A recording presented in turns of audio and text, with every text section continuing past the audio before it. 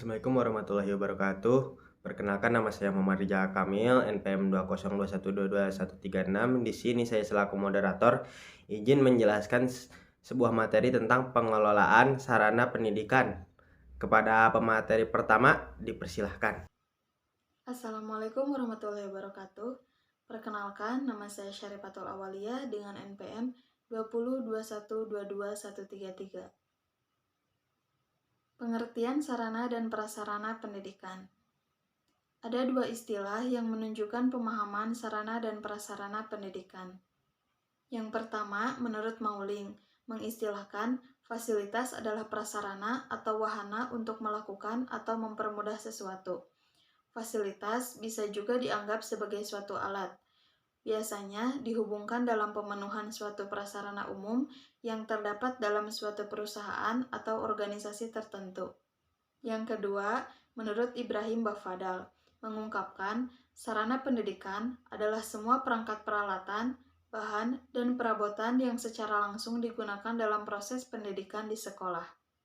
Pada hakikatnya, sarana pendidikan adalah peralatan dan perlengkapan yang secara langsung dipergunakan dan menunjang proses pendidikan, khususnya proses belajar mengajar seperti gedung, ruang kelas, meja, kursi, serta alat-alat dan media pengajaran.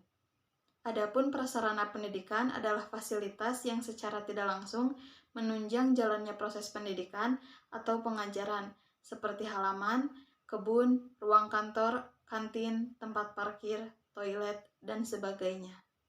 Pengelolaan sarana dan prasarana pendidikan merupakan suatu kemampuan untuk merencanakan, mengadakan, menyimpan, atau memelihara menggunakan sumber daya pendidikan, serta penghapusan yang berupa alat pembelajaran, alat peraga, dan media pendidikan di sekolah untuk mencapai tujuan pendidikan yang telah ditetapkan secara efektif dan efisien. Assalamualaikum warahmatullahi wabarakatuh. Perkenalkan, saya Nisa Tintin Rusmiati dengan NPM 2021222137. Di kesempatan kali ini, saya akan menjelaskan materi kedua, yaitu mengenai fungsi atau peran fasilitas dan sarana pendidikan. Dilihat dari fungsi atau peranannya, sarana dapat dibedakan menjadi alat pelajaran, alat peraga, dan media pembelajaran. Prasarana pendidikan dapat diklasifikasikan menjadi dua macam, yaitu yang pertama, prasarana yang secara langsung digunakan untuk proses belajar mengajar, seperti ruang teori, ruang perpustakaan, ruang praktik keterampilan, dan ruang laboratorium. Kemudian yang kedua yaitu prasarana yang keberadaannya tidak digunakan untuk proses belajar mengajar, tetapi secara langsung sangat menunjang terjadinya proses belajar mengajar. Contohnya dari prasarana yang kedua ini adalah ruang kantor, ruang kepala sekolah, ruang guru, kamar kecil, dan kantin sekolah. Assalamualaikum warahmatullahi wabarakatuh. Perkenalkan, nama saya Zahra Dwi Anggrayani, NPM 202122147, akan menjelaskan jenis sarana dan prasarana pendidikan. Sarana dan prasarana pendidikan dapat digolongkan sebagai berikut. Yang pertama, ditinjau dari fungsinya terhadap proses belajar mengajar. A. Berfungsi tidak langsung atau kehadirannya tidak sangat menentukan. Contohnya tanah, halaman, pagar, tanaman, gedung, atau bangunan. B. Berfungsi langsung atau kehadirannya sangat menentukan terhadap proses belajar mengajar seperti alat pelajaran, alat peraga, alat praktik, dan media pendidikan. Yang kedua, apabila ditinjau dari jenisnya.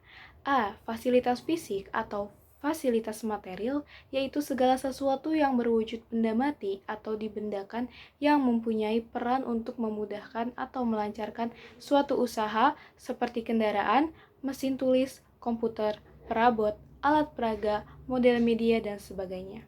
B.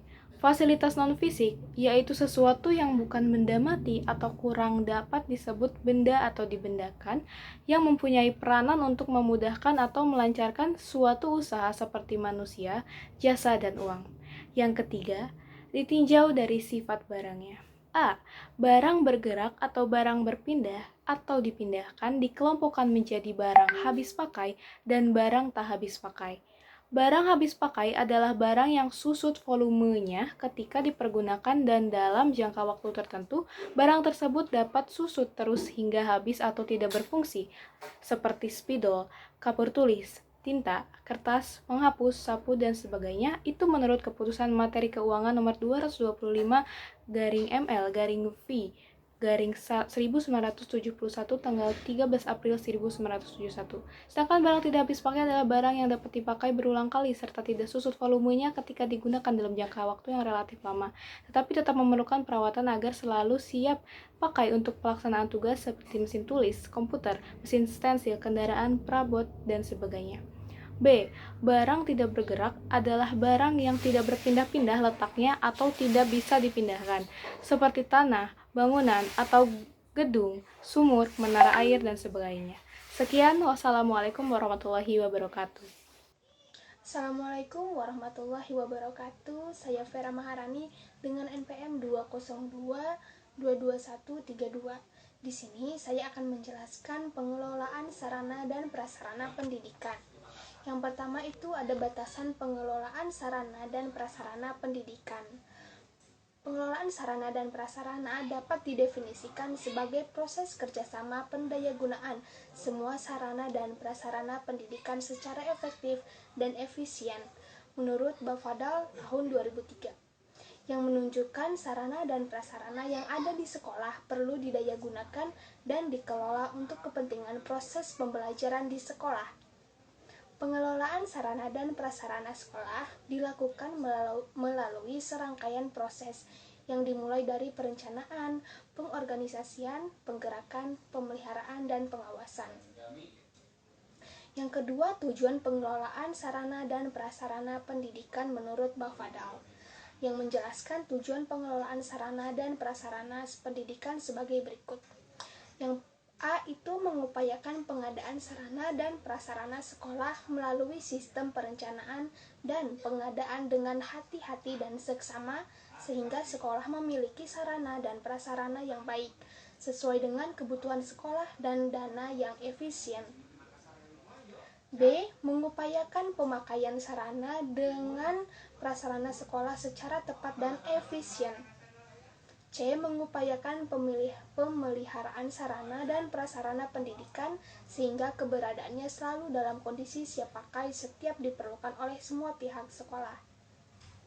Yang tiga itu prinsip-prinsip pengelolaan sarana dan prasarana pendidikan. Prinsip-prinsip tersebut menurut Bafadal adalah sebagai berikut. A. Prinsip pencapaian tujuan, yaitu sarana dan prasarana pendidikan di sekolah harus selalu dalam kondisi siap pakai apabila didayagunakan warga sekolah. B. Prinsip efisiensi. Pengadaan sarana dan prasarana pendidikan di sekolah harus dilakukan melalui perencanaan yang seksama sehingga menjadi sarana dan prasarana pendidikan yang baik dengan harga yang murah. Pemakaiannya pun juga harus dengan hati-hati sehingga mengurangi pemborosan. C. Prinsip administratif, yaitu pengelolaan sarana dan prasarana pendidikan di sekolah harus selalu memperhatikan undang-undang, peraturan instruksi, dan petunjuk teknis yang diberlakukan oleh pihak yang berwenang. D. Prinsip kejelasan tanggung jawab, yaitu pengelolaan sarana dan prasarana pendidikan di sekolah harus didelegasikan kepada personal sekolah yang mampu bertanggung jawab. E. Prinsip kekohesifan, yaitu pengelolaan sarana dan prasarana pendidikan di sekolah harus direalisasikan dalam bentuk proses kerja sekolah yang kompak. Assalamualaikum warahmatullahi wabarakatuh. Perkenalkan, nama saya Friskani Fitri Ramadanti dengan NPM 20121224142. Di sini saya akan menjelaskan materi mengenai proses pengelolaan sarana dan prasarana pendidikan. Pengelolaan sarana dan prasarana pendidikan di sekolah berkaitan erat dengan aktivitas pengadaan, pendistribusian, penggunaan, pemeliharaan, penginventarisasian, dan penghapusan sarana dan prasarana pendidikan. Hal ini menunjukkan bahwa perlu adanya proses dan keahlian dalam pengelolaannya. tindakan preventif yang tepat akan sangat berguna bagi instansi yang berkaitan. Proses pengelolaan sarana dan prasarana pendidikan yang akan dibahas kali ini berkaitan erat dengan 1. Perencanaan sarana dan prasarana pendidikan, yang kedua, pengadaan sarana dan prasarana pendidikan, yang ketiga, penginventarisasian sarana dan prasarana pendidikan, yang keempat, pengawasan dan pemeliharaan sarana dan prasarana pendidikan, dan yang kelima, penghapusan sarana dan prasarana di sekolah. Yang pertama, perencanaan sarana dan prasarana pendidikan. Perencanaan sarana dan prasarana pendidikan merupakan proses analisis dari penetapan kebutuhan yang diperlukan dalam proses pembelajaran, sehingga muncullah istilah kebutuhan yang diperlukan atau primer dan kebutuhan yang menunjang atau sekunder. Proses perencanaan ini harus dilakukan dengan cermat dan teliti berkaitan dengan karakteristik sarana dan prasarana yang dibutuhkan, jumlah, jenis, dan kendala atau manfaat yang didapatkan beserta harganya. Jones menjelaskan bahwa perencanaan pengadaan perlengkapan pendidikan di sekolah harus diawali dengan analisis jenis pengalaman yang diprogramkan di sekolah. Analisis tersebut menurut Soekarno adalah sebagai berikut. Yang pertama, menampung usulan pengadaan perlengkapan sekolah yang diajukan oleh setiap unit kerja atau menginventarisasikan kekurangan perlengkapan sekolah. Yang kedua, menyusun rencana kebutuhan perlengkapan sekolah untuk periode tertentu, misalnya untuk 1 triwulan atau 1 ajaran. Yang ketiga, memadukan rencana kebutuhan yang telah disusun dengan perlengkapan yang tersedia sebelumnya.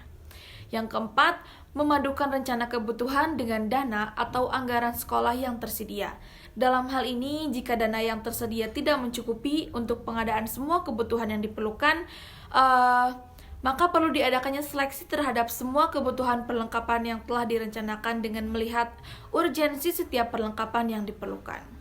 Semua perlengkapan yang urgent didaftar dan didahulukan pengadaannya. Yang kelima, memadukan rencana atau daftar kebutuhan perlengkapan yang urgent dengan dana atau anggaran yang tersedia. Dengan demikian, perlu diadakannya seleksi lagi dengan melihat skala prioritas. Yang kedua, pengadaan sarana dan prasarana pendidikan. Sistem pengadaan sarana dan prasarana sekolah dapat dilakukan dengan cara berikut. Yang pertama, dropping dari pemerintah. Hal ini merupakan bantuan yang diberikan pemerintah kepada sekolah. Bantuan ini sifatnya terbatas sehingga pengelola sarana dan prasarana pendidikan di sekolah tetap harus mengusahakan dengan cara yang lain. Yang kedua, pengadaan sarana dan prasarana sekolah dengan cara membeli baik secara langsung maupun melalui pemesanan terlebih dahulu.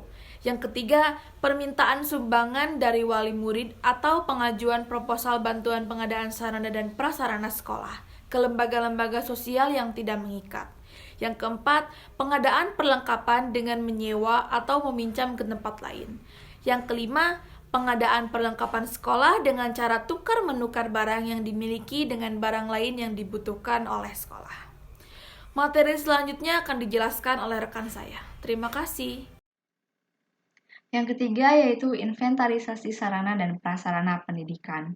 Menurut Bafadal, kegiatan inventarisasi sarana dan prasarana pendidikan di sekolah meliputi beberapa kegiatan. Itu yang pertama, pencatatan sarana dan prasarana sekolah dapat dilakukan dalam bentuk dalam buku penerimaan barang, buku non-inventaris, DNA buku, atau kartu stok barang. Yang kedua yaitu pembuatan kode khusus untuk perlengkapan yang tergolong barang inventaris. Itu dengan cara membuat kode barang untuk menempelkannya sebagai barang inventaris. Hal ini bertujuan untuk memudahkan semua pihak dalam mengenal kembali semua perlengkapan pendidikan di sekolah, baik ditinjau dari kepemilikan, penanggung jawab, maupun jenis golongannya. Biasanya kode barang itu berbentuk angka atau numerik yang menunjukkan departemen, lokasi sekolah, dan barang. Itu yang ketiga, semua perlengkapan pendidikan di sekolah yang tergolong barang inventaris harus dilaporkan. Laporan ini disebut dengan istilah laporan mutasi barang. Laporan dilakukan dalam periode tertentu sekali dalam 1 triwulan. dalam 1 tahun ajaran misalnya. Pelaporan dapat dilakukan pada bulan Juli, Oktober, Januari, dan April tahun berikutnya. Yang keempat yaitu mengenai pengawasan sarana dan prasarana pendidikan. Pengawasan merupakan salah satu fungsi manajemen yang harus dilaksanakan oleh pimpinan organisasi. Yaitu untuk berkaitan dengan sarana prasarana pendidikan di sekolah. Pengawasan berkaitan dengan pengontrolan dalam pemeliharaan atau pemberdayaan. Pengawasan terhadap sarana dan prasarana pendidikan di sekolah merupakan usaha yang ditempuh oleh pemimpin dalam membantu personel sekolah untuk menjaga atau memelihara dan memanfaatkan sarana serta prasarana sekolah dengan sebaik mungkin demi keberhasilan proses pembelajaran di sekolah. Yang kelima yaitu mengenai pemeliharaan sarana dan prasarana. Pemeliharaan terhadap sarana dan prasarana pendidikan di sekolah dilakukan untuk menjaga agar perlengkapan yang dibutuhkan oleh personel sekolah dalam kondisi siap pakai ini sangat membantu kelancaran proses pembelajaran yang dilaksanakan di sekolah. Dilihat dari sifat ataupun waktunya, terdapat beberapa macam pemeliharaan sarana dan prasarana pendidikan. Yaitu yang pertama, pemeliharaan yang bersifat pengecekan, pencegahan, dan perbaikan ringan dan perbaikan berat. Yang kedua, pemeliharaan sehari-hari dengan membersihkan ruang dan perlengkapannya. Yang ketiga yaitu pemeliharaan berkala seperti pengecatan dinding, pemeriksaan bangku, genteng, dan perabotan lainnya. Kemudian yang keenam yaitu mengenai penghapusan sarana dan prasarana pendidikan. Sebagai salah satu aktivitas dalam pengelolaan sarana dan prasarana pendidikan, penghapusan bertujuan untuk mencegah dan membatasi kerugian yang lebih besar sebagai akibat pengeluaran dana untuk perbaikan perlengkapan yang rusak. Kemudian, mencegah terjadinya pemborosan biaya pengamanan yang tidak berguna lagi. Lalu, membebaskan lembaga dari tanggung jawab pemeliharaan dan pengamanan, serta meringankan beban inventaris. Kepala sekolah memiliki kewenangan untuk melakukan penghapusan terhadap perlengkapan sekolah. Akan tetapi, perlengkapan yang akan dihapus harus memenuhi persyaratan penghapusan. Demikian pula, prosedurnya harus mengikuti peraturan perundang-undangan yang berlaku. Barang-barang yang memenuhi syarat untuk dihapus adalah barang-barang dalam keadaan rusak berat sehingga tidak dapat dimanfaatkan lagi, tidak sesuai dengan kebutuhan, tidak sesuai dengan zaman, sehingga penggunaannya tidak efisien lagi, lalu mengalami penyusutan di luar kekuasaan pengurus barang, pemeliharaan tidak seimbang dengan kegunaannya, berlebihan dan tidak digunakan lagi, atau dicuri, dan atau bahkan terbakar dan musnah akibat bencana alam. Dalam penghapusan barang ini, kepala sekolah beserta stafnya mengelompokkan dan mendata barang-barang yang akan dihapus. Kemudian, mengajukan usulan penghapusan beserta lampiran jenis barang yang akan dihapus ke dinas. Setelah SK dari kantor pusat tentang penghapusan barang sesuai berita acara yang ada, penghapusan barang dapat dilakukan dengan cara pemusnahan atau pelelangan. Sekian dari kelompok kami, mohon maaf bila banyak kesalahan. Terima kasih. Wassalamualaikum warahmatullahi wabarakatuh.